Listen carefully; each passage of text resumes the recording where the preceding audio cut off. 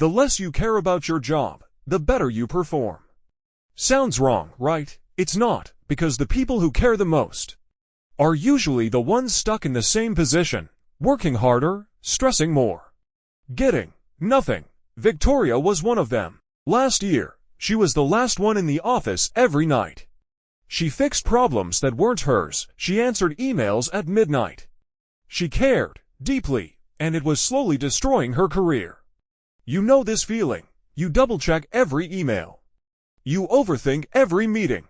You say yes to everything. You try to prove your value every single day, and somehow, you're still not the one getting promoted. Here's why.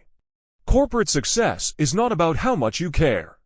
It's about how much control you look like you have. The more you care, the more you seek approval. You over-explain your decisions. You chase validation after every task. You need people to see your effort. And the moment people feel that need, your perceived value drops. Victoria figured this out the hard way.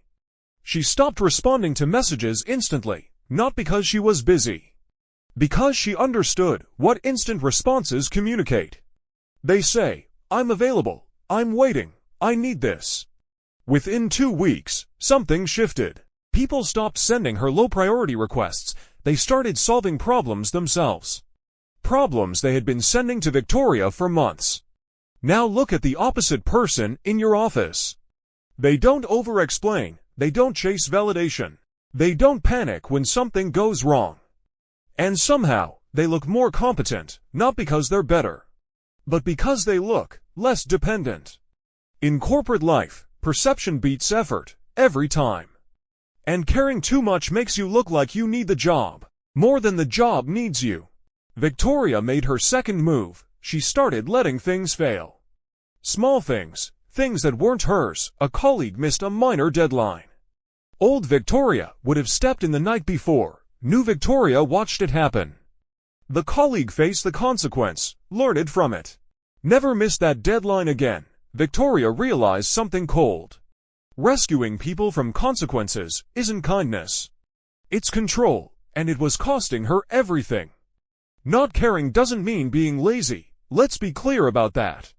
It means being detached. You do your job. You do it well, but you don't tie your identity to it. You stop over-delivering. You stop explaining everything. You stop trying to be liked by everyone. And suddenly, you speak less, but stronger. You say no, without guilt. You look in control. 3 months after Victoria changed how she operated, her manager said something she hadn't heard in 5 years. "Victoria, we think you're ready for more responsibility." Not because she worked harder, because she became harder to access. Because her time suddenly felt valuable.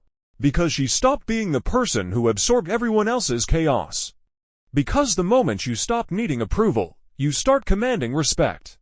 The less you care about your job, the more powerful you become. And in corporate life, power wins.